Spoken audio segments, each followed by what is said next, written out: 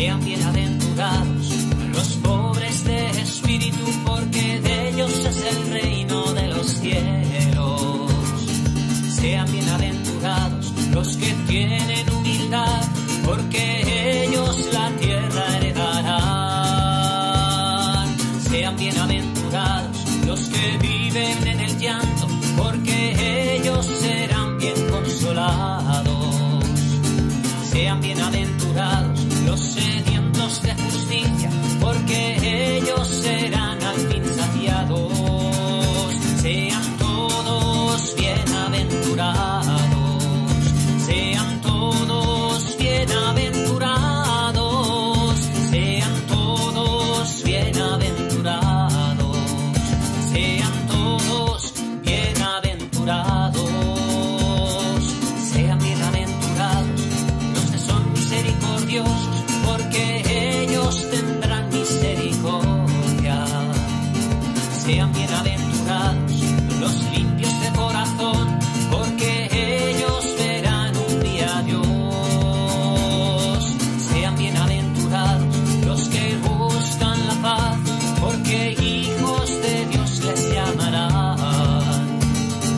Sean bienaventurados los justos perseguidos, porque de ellos es el reino de los cielos. Sean todos bienaventurados, sean todos bienaventurados, sean todos bienaventurados, sean todos bienaventurados. Bienaventurados si os persiguen por mi nombre, que os causan cualquier mal. Llenaos el corazón de gozo y de paz, la recompensa será eterna. Sean todos bienaventurados, sean todos bienaventurados, sean todos bienaventurados, sean todos bienaventurados, sean todos bienaventurados, sean todos bienaventurados, sean todos bienaventurados, sean todos bienaventurados.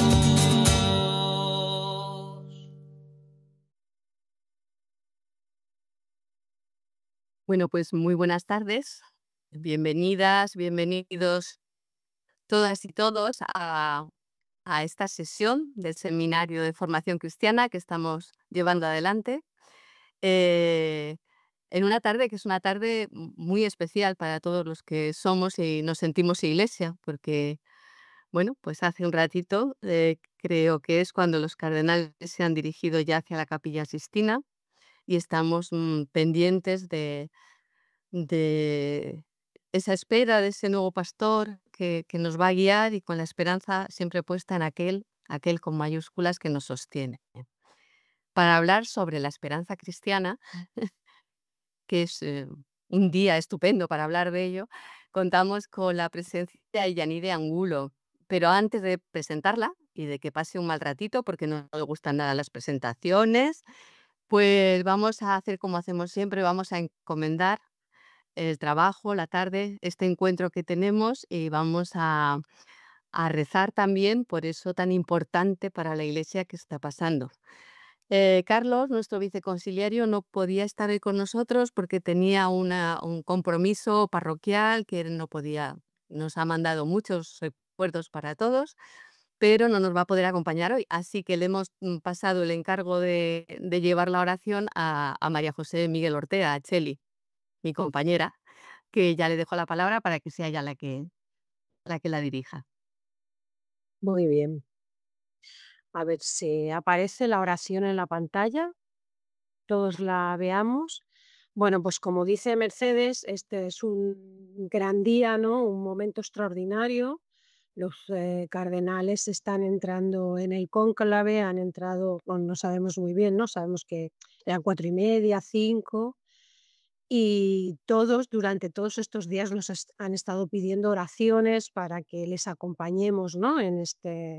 en este momento y queremos rezar todas juntas, todos juntos en esta tarde, esta oración por el nuevo Papa, ¿no? Pues nos ponemos en presencia del Padre, en nombre del Padre, del Hijo y del Espíritu Santo. Señor Dios, Pastor bueno, hoy tu Iglesia camina en espera. Envía tu Espíritu sobre los cardenales para que elijan al nuevo Papa según tu corazón. Que sea un guía sabio, humilde y valiente, que nos lleve por caminos de fe, esperanza y amor. Gracias por el Papa Francisco, por su entrega y su ternura. Padre de la Iglesia, intercede por nosotros. Amén. Pues muchas gracias, Chelin. Y ahora ya sí, irremediablemente, Yanire, paso a la presentación, que es una presentación para mí muy grata. Creo que muchos de los que estamos aquí esta tarde conocemos a Yanire y hemos tenido posibilidad de leerla y algunos de escucharla también. Pero para todos vamos a recordar que Yanire es teóloga, es doctora, si no me equivoco, en teología por la Universidad de Comillas y es profesora de Sagrada Escritura en la Facultad de Teología de la Universidad de Loyola, Andalucía. Hasta ahí correcto, ¿no, Yanire? También es directora del Instituto de Ciencias Religiosas Tomás Sánchez de Granada. Ella dedica parte de su tarea investigadora a un tema tan doloroso como son los abusos de poder en la Iglesia, especialmente en instituciones de vida consagrada. Y además, en el tiempo que le queda, por ahí, pues publica libros, artículos, participa en muchos espacios como este en los que se le pide con una enorme disponibilidad como la que ha tenido para acompañarnos esta tarde.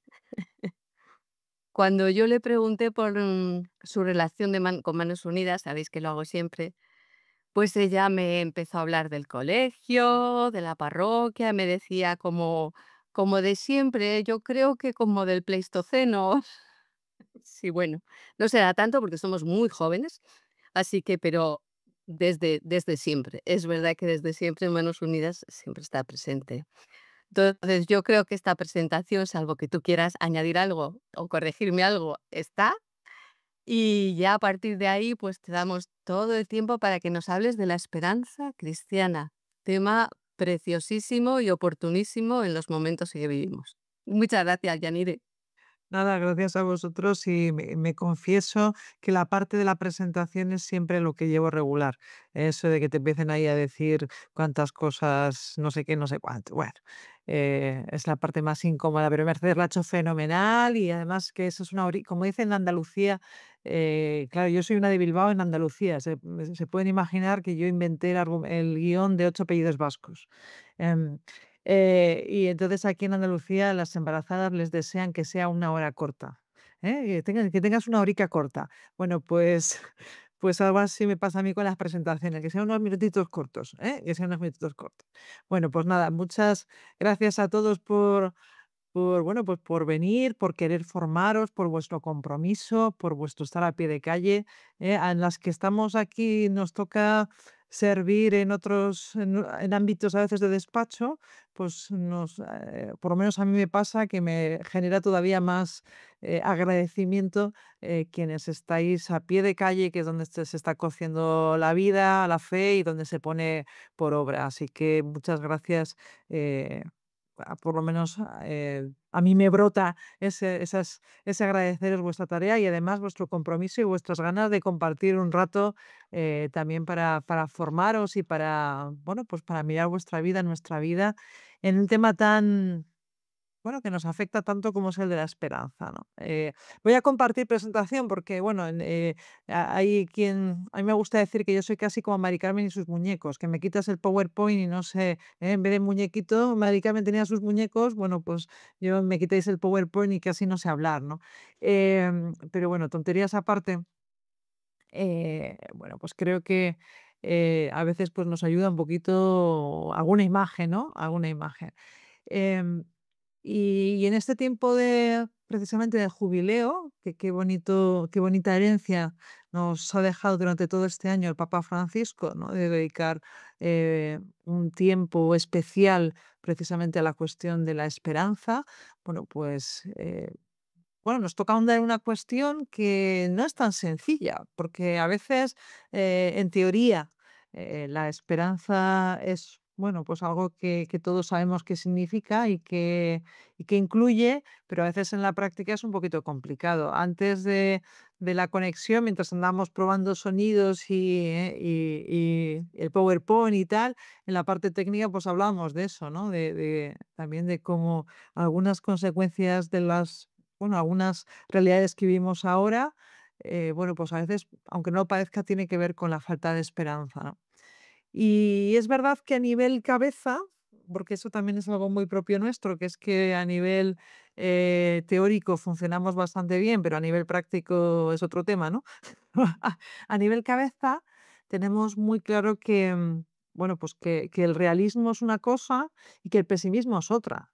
Eh, pero en la práctica no siempre somos capaces de diferenciar, de situarnos ante la realidad con, bueno, pues poniendo el nombre real a lo que tiene y no confundirlo con la desesperanza o con el pesimismo, ¿no?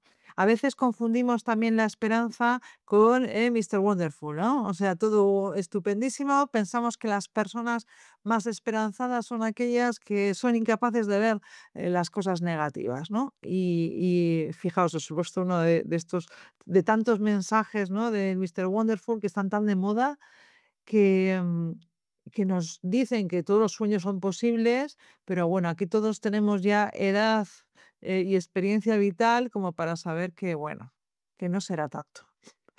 Y que hay cosas que podemos intentarlo mucho y que no es real, que podamos y no pasa nada, ¿no? Y no pasa nada. Bueno, pues fijaos cómo a veces, aunque igual en teoría no sea más sencillo diferenciar, a veces confundimos realismo con desesperanza, con pesimismo y otras veces este optimismo a veces ingenuo lo confundimos con la esperanza, ¿no? Y fijaos que también en nuestra sociedad tenemos como esos dos polos. Tenemos, bueno, pues nos encontramos con muchas situaciones y con muchas personas que viven en donde, bueno, el realismo genera los datos, que antes nos decía, los datos y el relato. Los datos parece que nos llevan a un pesimismo, bueno, que no deja espacio para pensar que lo mejor está por venir. Y por otra parte, a veces, esa idea de la psicología positiva que está tan de moda y que todo está en tu mente y en tu tal, bueno, pues en el fondo nos está confundiendo como si ser esperanzados o positivos tiene que ver con no ser capaces de mirar a la cara la realidad, bueno, pues tal y como es, sin maquillarla y sin pintarle la raya ni hacerle las sombras, ¿no? Sino tal y como es. Porque al final, el realismo no es otra cosa que tener una visión ajustada de la realidad. La realidad es la que es, no la que nos gustaría, ni la que debería muchas veces. Vosotros Manos Unidas, sabéis perfectamente que la realidad no es como debería ser ni como nos gustaría ser. Pero es así, es así. Y por no mirarla no va a cambiar, no va a cambiar, ¿no? La realidad es la que es, independientemente de que a veces nos gustaría pintarla de rosa o convertirla en algo que no es en realidad, ¿no? A veces el crudo realismo, la información, esto es lo que es, los datos, bueno, pues no son aptos a veces para quienes les cuesta encajar las frustraciones. Y vivimos en una sociedad y en un momento donde, bueno, parece que todo tiene que ser ya y de hecho, bueno, pues nos cuesta o cada vez a las nuevas generaciones les cuesta más acoger la frustración. Esperaba esto y no ha salido. Y la realidad, como ya creo que todos sabemos por experiencia, es especialista en frustrarnos, ¿no? En romper nuestras expectativas por muy buenas que sean, ¿no? Porque la realidad es la que es, no la que imaginamos, ni la que nos gustaría, insisto. Y hay experiencias y hay momentos en los cuales, bueno, pues parece que se nos roba la esperanza, ¿no? Em, no hace tanto que vivimos una situación mundial, la pandemia. Yo no sé ustedes, pero yo desde luego tengo como una especie de barrera psicológica de lo que fue antes y después de la pandemia. ¿Eh? O sea, es como, iba a decir el antes y después de Cristo, pero no quiero ser, pero un hito. Un hito que nos ha marcado y que marca incluso nuestras historias personales, porque a la hora de recordar cosas, lo recordamos en función de un acontecimiento que movilizó a todo el mundo, ¿no? Y ahora con la muerte del Papa, que se ha recordado esas escenas de él solo en la plaza de San Pedro, pues bueno, una de los elementos que experimentamos todos y que el otro día es de otra manera, pero casi que revivimos con el apagón este, yo no sé ustedes, pero yo estuve 13 horas a oscuras incomunicada, bueno, a oscuras no, porque era de día, eh, pero, pero como que de alguna manera poner sobre la mesa lo frágiles que somos, lo fácil que es, bueno, pues que hacernos daño o que las cosas cambien de golpe o que ¿eh? Nos lo pone sobre la mesa, nos hace experimentarlo en carne propia y es muy fácil que eso nos robe la esperanza. Bueno, no sería mala pregunta eso, cuestionarnos qué es lo que nos roba la esperanza en lo cotidiano, ¿no? ¿Qué experiencias nos hacen obviar, olvidar o dejar a un lado que nuestra historia está en buenas manos, que nuestra vida está en buenas manos, porque de eso se trata la esperanza cristiana, ¿no? Yo, por mi parte, estoy convencida cada vez más de que es muy posible tener los pies bien plantados en el suelo, y fíjense que he puesto un suelo que duele, ¿eh? No he puesto arenita fina del Caribe, he puesto ahí guijarros, de los que pincha. Bueno, eso no pincha mucho, pero de los que incomodan, ¿no? Creo que se puede ser realista, tener los pies bien plantados en la realidad sin necesidad de adornarla, sino poniendo nombre, poniendo dato, ¿no? Poniendo dato y nombre a la realidad tal y como es, sin adornar, sin esconder lo que no nos gusta, sin no querer mirar lo feo, y a la vez mantener la mirada en el horizonte, en ese horizonte creyente y esperanzado que nos permite seguir avanzando, ¿no? Ese horizonte que va más allá de nuestras capacidades y que nos apunta a una promesa, que nos apunta a otra cosa que escapa de los meros datos y que se convierte en relato, ¿no? Que antes decía en el Inter decía David, ¿no? Y de esto en la escritura, como yo soy de Biblia, ya saben que la cabra tira al monte, y en este caso la burra que soy yo, tira también para el monte, ¿no? Y tenemos muchísimas experiencias, muchísimos textos en los cuales, bueno, diferentes personajes bíblicos nos ponen en evidencia que esto es así, que se puede ser crudamente realista y a la vez mantener la promesa, la esperanza, la mirada en el horizonte, y ya saben que el horizonte sirve para seguir avanzando. Es como tiene la misma función que la utopía. La utopía nos permite seguir avanzando, ¿no? Los aviones cuando se dejan de mover se caen, ¿no? Los seres humanos cuando dejamos de mirar el horizonte, pues a veces nos perdemos demasiado, ¿no? Y solamente quiero rescatar a Jeremías, el pobre. Saben que además Jeremías, que tiene fama de llorón, pero claro, tiene fama de llorón, pero con mucha razón. Me van a perdonar que me ponga aquí así que tome posesión de mí la profesora de profetas de la facultad, ¿no? ¡Shum! Y que les cuente, les recuerde que a Jeremías al pobre le toca vivir un momento histórico de invasión, de una invasión inminente de Babilonia que va a ser el punto de arranque de la mayor crisis que va a tener el pueblo de Israel, que va a ser la destrucción del templo, el fin de la monarquía y el exilio babilónico, y que además Jeremías, en esa situación de inminente invasión, no va a ser de los que diga: "Ah, no pasa nada, estad tranquilos que todo va a ir bien", que va, va a ser de los que diga: "No, no, va a venir Babilonia y fijaos lo que nos va a pasar, ¿m? Y no intenté rebelaros porque va a ser inútil, porque Babilonia va a poder con nosotros", y todas esas cosas. Hasta tal punto Ya esto es como la salsa rosa histórica, ¿no? La salsa rosa bíblica, hasta tal punto que sus compatriotas consideraban que era un traidor, porque en vez de hablar de lo bien que iba a vencer el pueblo, iba a vencer Israel, iba a vencer a Babilonia, pues lo que está diciendo es que no le va a vencer y que va a llegar y que va a acabar con muchas cosas, ¿no? Y estuvo encerrado por traidor. Así que imagínense que el discurso de Jeremías no era precisamente optimista, Mr. Wonderful. Sí, no os preocupéis que todo va bien. No. Pero aún así, en medio de esa situación absolutamente crítica, absolutamente, evidentemente, con realismo, evidentemente difícil, em, bueno, pues aún así, Jeremías mantiene y expresa la convicción de que, bueno, independientemente de lo que suceda, Dios está con nosotros y Dios nos va a salvar. No ahora, no de la manera en que nos gustaría, no de la forma que. Una cosa es el realismo, esto va a sucedernos, Babilonia va a venir, va a acabar con nosotros, nos la va a liar parda, ¿eh? Pero la promesa de Dios se mantiene. Fíjense en ese texto que les pongo ahí, que dice, en medio de ese caos, insisto, lo importante es el contexto, ¿no? Medio de ese caos dice, si vienen días, oráculo del Señor, en que no se dirá ya, vive el Señor que sacó a los israelitas de Egipto, sino que se dirá, vive el Señor que sacó a la estirpe de Israel del país del norte y de todos los lugares por donde los había dispersado y los trajo a su tierra.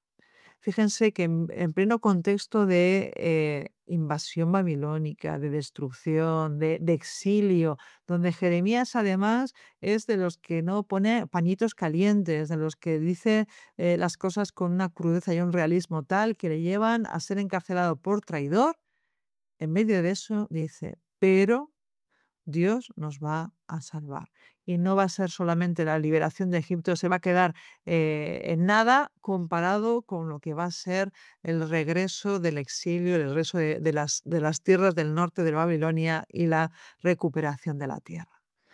Em, bueno, pues esto es factible, eso de tener bien los pies en la realidad, acogerla como es, sin edulcorar, sin poner pañitos calientes, y a la vez mantener la mirada en el horizonte, la convicción en la promesa de Dios, en la esperanza en que Dios cumple su palabra, esto es factible.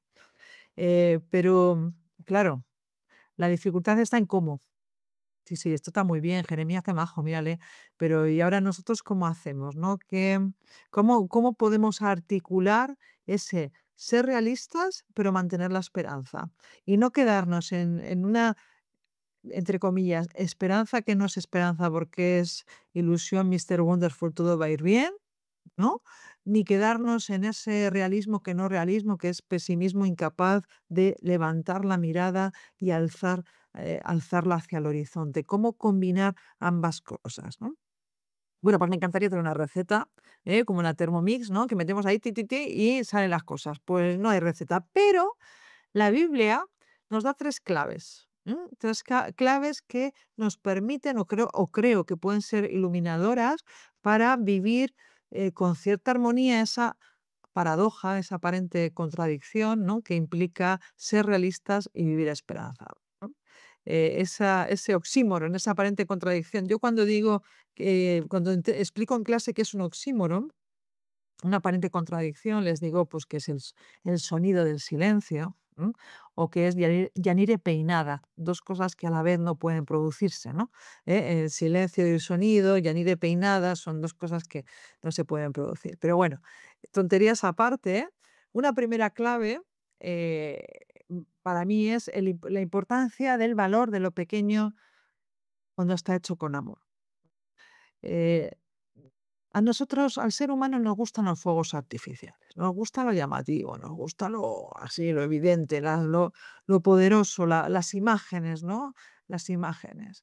Eh, lo que nos da la sensación de que cuanto más grande, más potente, se nos va un poquito los criterios, ¿no? Nos gusta por naturaleza, nos gusta lo que da sensación de fortaleza. Y paradójicamente, pues esta no es la manera en la que el Dios de la Biblia nos nos plantea lo valioso, ¿no? Lo pequeño nos suele pasar desapercibido, pero precisamente lo que nos va a recordar el Evangelio es que nada hecho con amor se pierde en el corazón del Padre. Nada hecho con amor, aunque sea un pequeño gesto. Absolutamente nada. Y que es el amor precisamente lo que nos salva, lo que cambia, lo que transforma el barro, ¿no? Cantaba Silvio Rodríguez, solo el amor convierte en milagro el barro. Bueno, pues si lo cantaba Silvio Rodríguez, que no es creyente, cuanto más nosotros, que estamos convencidos que es el amor hasta el extremo lo que nos salva, ¿eh? Y lo que da vida con mayúscula, vida resucitada. Lo importante no es lo escandaloso, lo llamativo, lo valorado, lo efectivo, ¿no? Que a nosotros nos llama la atención, nos gusta mucho y nos atrae, ¿no? Si fuera así, pues Jesús nunca hubiera hablado de semillas, nunca hubiera hablado del grano de mostaza, nunca hubiera hablado de un poquito de levadura que se pierde en una cantidad ingente de harina, porque las medidas de harina que aparecen en la parábola son exageradísimas, exageradísimas, ¿no? Y en cambio, esa no es la técnica, al revés.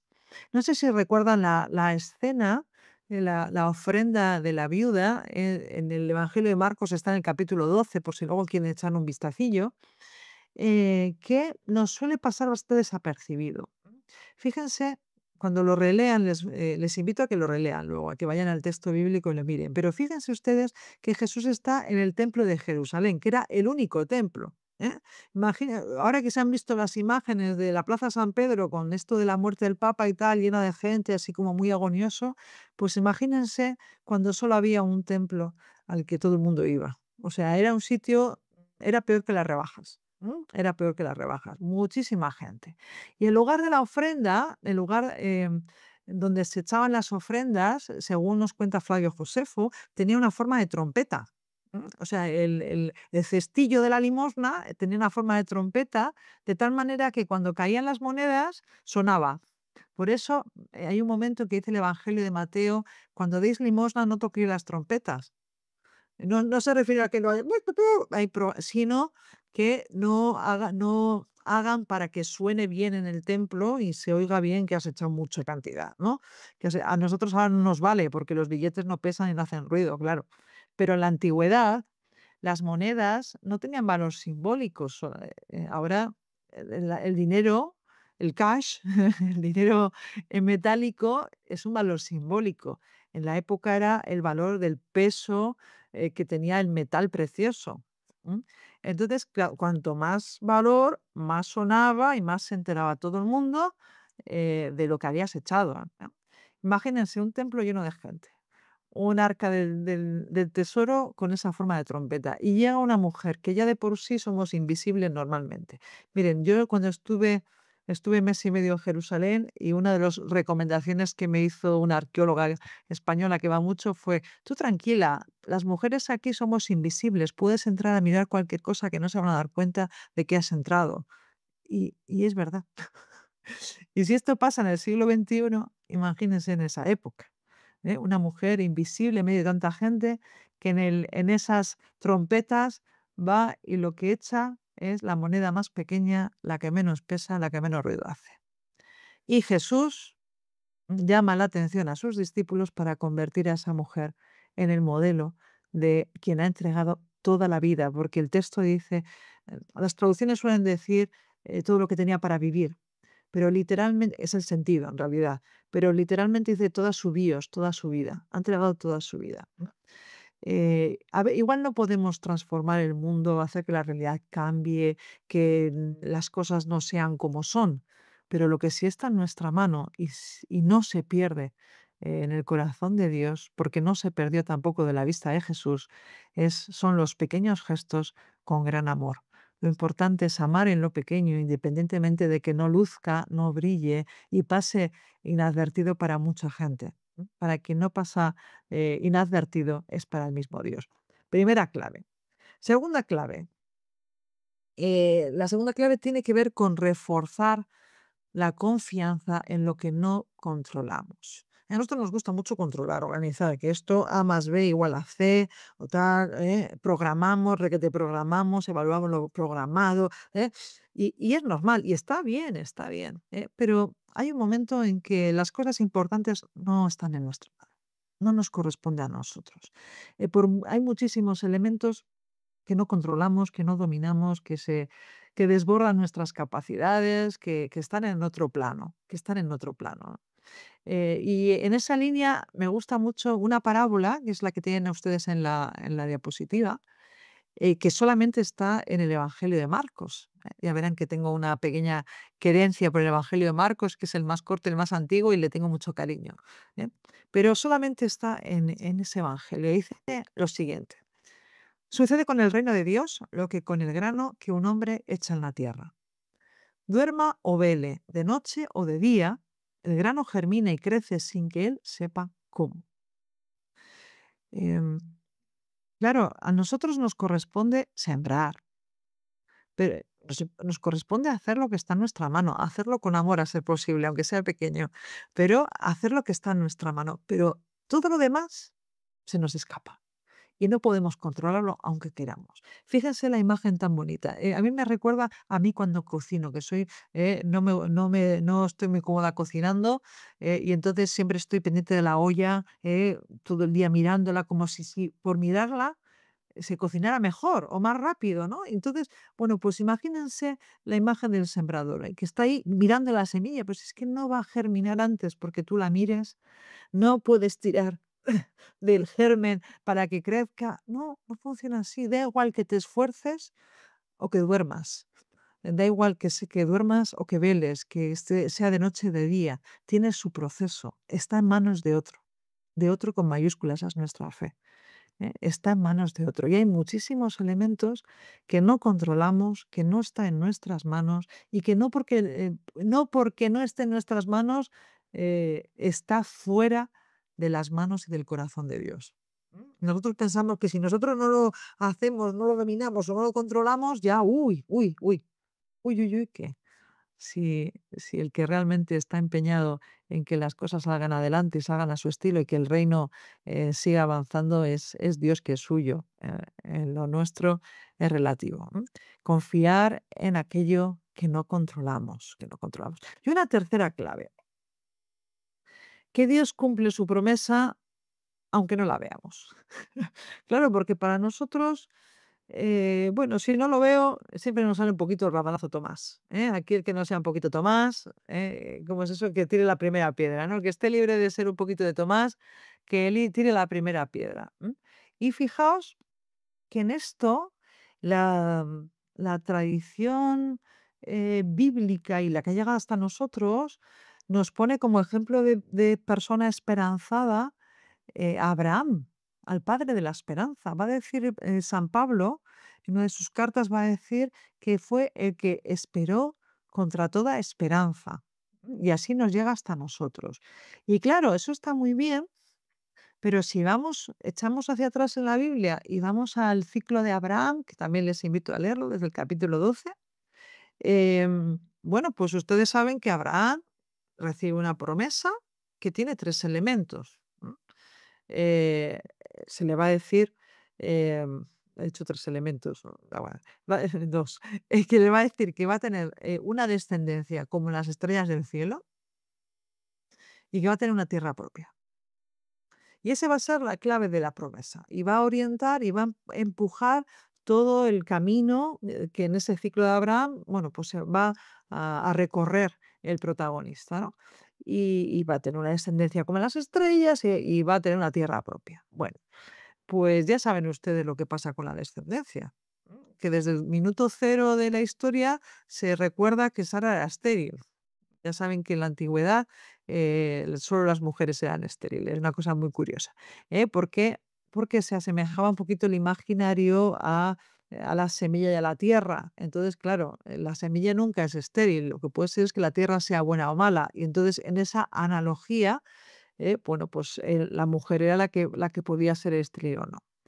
Pues ya saben que Sara va a ser estéril desde el minuto cero y que por más que Dios está prometiendo una descendencia amplia, larga e inmensa, tanto como las estrellas o como la arena del mar, pues que no hay manera. Eso hay un momento que esto nos sucede mucho a nosotros, que como nos da mucha ansia que esto no vaya a seguir el ritmo de Dios, nos da como mucha ansia. ¿Qué es lo que hacemos a veces? Por nuestros apaños. Y Abraham también hace sus apaños con Sara, y cumplen esa norma, bueno, que parece que era habitual en el Antiguo Oriente Próximo, que era la de tener hijos a través de las esclavas de la mujer, de una especie como de gestación subrogada de la época, en la cual se tenía hijos a través de la esclava de la mujer, de tal manera que era como si fuera de la mujer en realidad, porque si la esclava es su propiedad, pues los hijos también, por tanto, todo queda en casa. Se acuerdan de Agar y de su hijo Ismael, que para la tradición va a ser el origen de los ismaelitas, ¿no? Em, y aún así, a pesar de ese apaño, de ese arreglo, de ese intento de casi como de corregir a Dios, bueno, ya que tú no me das hijos, ya me voy a buscar yo la manera, que eso lo hacemos nosotros mucho también, Dios va a decir, no, por aquí no va a venir la promesa. Yo te voy a dar un hijo.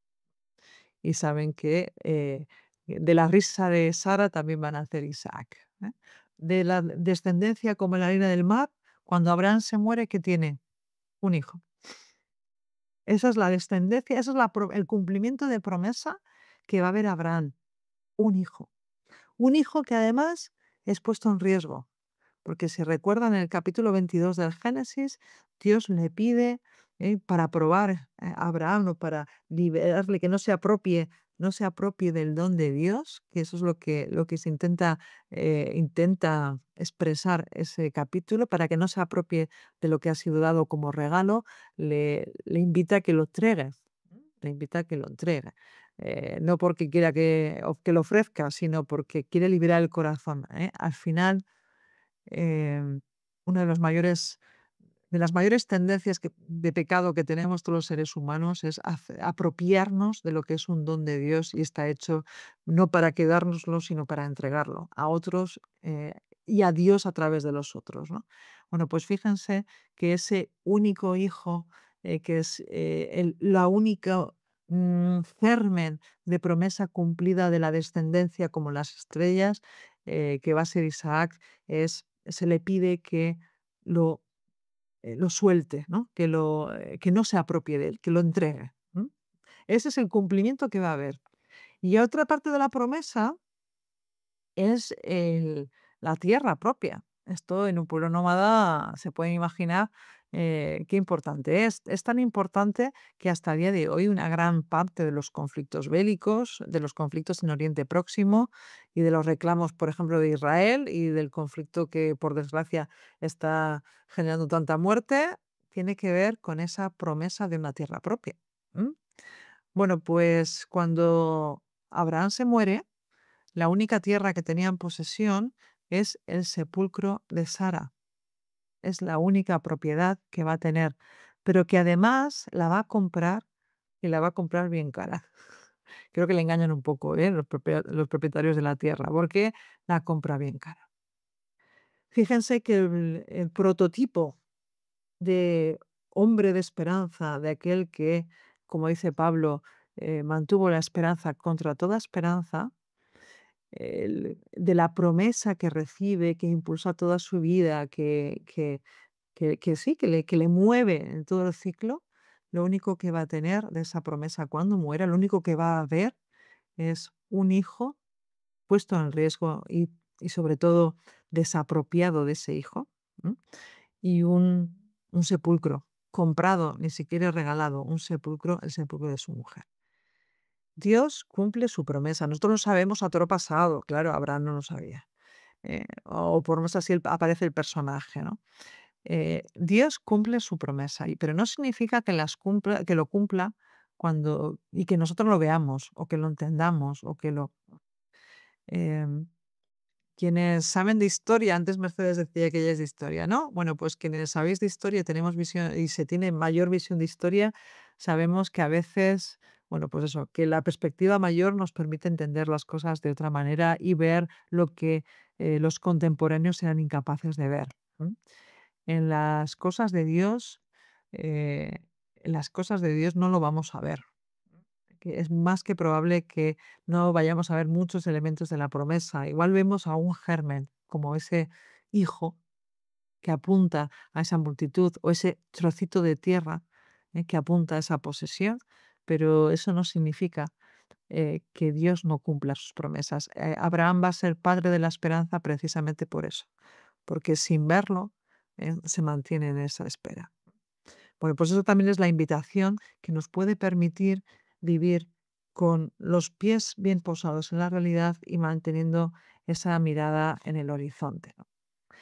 Em, por recoger un poquito, eh, fíjense que las tres claves que les invitaba o que la escritura nos invita, ¿no?, a recuperar para poder articular cómo ser realista, no vivir ciegos, no vivir como las avestruces metiendo la cabeza bajo la tierra para no ver los problemas y no confundir el realismo con el pesimismo, no, cómo articular ese realismo sano, verdadero, honesto, que llama al pan pan y al vino vino, y que no maquilla la realidad ni le pone paños calientes, y a la vez mantener la mirada en el horizonte, la intuición de que la utopía es posible, de que el reino, de que Dios cumple sus promesas, de que Dios hace más allá de nosotros, de que todo está en sus manos, ¿no? Y estamos en buenas manos y que la última palabra, que es lo que celebramos también en esta Pascua, la última palabra la tiene la palabra y es una palabra de vida. Bueno, pues cómo articular esas dos cosas, que no es nada sencillo y que en el día a día podemos decantarnos hacia un lado o hacia otro sin articularlo adecuadamente. Esas tres claves que la escritura nos invitaba, si se dan cuenta, era amar los pequeños gestos hechos con amor. Es una invitación a amar en lo pequeño, en lo cotidiano, brille o no brille, se vea o no se vea, luzca o no luzca, amor. Era también una invitación a la confianza cuando en eso que no controlamos, que no está en nuestra mano, que somos incapaces de ver, que a veces cuando lo vemos nos da un pánico terrible. Bueno, pues es confianza, que saben ustedes que confianza y fe son prácticamente, son sinónimos, por lo menos en el lenguaje bíblico son sinónimos. Y era una invitación también a la esperanza en las promesas que veamos o no veamos, Dios va a cumplir. Fíjense que esas tres claves corresponden de alguna manera con lo que llamamos las virtudes teologales. Fe, amor, fe, sí, en el orden que lo he dicho, amor, fe y esperanza. Eh, y las virtudes teologales, por definición, no son virtudes que tengamos por capacidad, porque nos lo empeñemos, porque nos hagamos esfuerzo. Se llaman teologales porque son don de Dios, porque vienen de Dios y no solamente solamente, entre comillas, solamente, porque solamente, entre comillas, nos corresponde estar dispuestos, abiertos a acoger ese don y a no retenerlo, como Abraham con Isaac, a no quedárnoslo, sino a que se nos convierta en tarea para que nuestro amor, nuestra fe, nuestra confianza y nuestra esperanza también se contagie y se reparta. Fe, esperanza y amor, virtudes teologales que no podemos conseguir por empeño, por puños, porque el lunes empiezo, a vez sí que voy al gimnasio, ¿no? Esas cosas que hacemos por puños, no funciona así. Las virtudes teologales, por definición, son una cosa de Dios, un regalo de Dios, que no controlamos, pero que sí podemos disponernos a acoger y sobre todo a agradecer y en ese agradecimiento ponerlo en juego. eh, es lo que nos permite, de alguna manera, hacer las experiencias como la del profeta Habacuc. Fíjense el realismo de Habacuc y a la vez la esperanza que expresa, ¿no? Aunque la higuera no eche sus brotes, ni den su fruto las viñas, aunque falle la cosecha del olivo, no produzcan nada en los campos, desaparezcan las ovejas del aprisco y no haya ganado en los establos, yo me alegraré en el Señor, tendré mi gozo en Dios mi Salvador. es la confianza, el amor y la esperanza de reconocer que estamos en las manos de Dios, independientemente de que todo lo que los datos de nuestro alrededor parezca que nos dicen lo contrario, ¿no? Bueno, pues ojalá el Señor nos regale y sepamos acoger y poner en juego también, nos regale esa fe, esa esperanza y esa caridad, que es la que nos permite y nos capacita para tener los pies bien plantados en la realidad, llamando a las cosas por su nombre y sin maquillar la realidad, y a la vez mantener la mirada en el Evangelio, en el horizonte de sus promesas, en el horizonte de esos regalos de Dios que sabemos que vamos a recibir, aunque no los veamos. Así que esa es mi invitación. No sé si, bueno, no sé, creo que me ha ajustado más o menos al tiempo que teníamos calculado, pero si no me decís. Ujú. No, ajustadísima, Yani, vamos, yo al revés, lo que siento, se me ha hecho corto. Yo te seguiría escuchando un buen rato, la verdad, no tendría ningún problema. Así que igual te emplazamos para otro rato, ¿eh? Que sigas aquí. Muchísimas gracias porque ha sido, bueno, no sé, a mí me ha parecido una ponencia súper enriquecedora.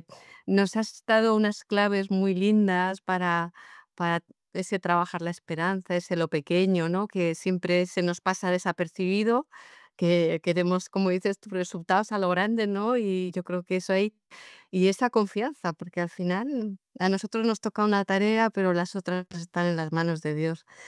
Muchísimas gracias, de verdad, no sé, de todo A vosotros. corazón por acompañarnos. A mí me ha parecido apasionante. Y bueno, pues ahora ya nos toca empezar el turno de trabajo personal, que vamos a trabajar con la esperanza cristiana también. Este trabajo que traemos hecho de casa lo vamos a compartir en los grupos.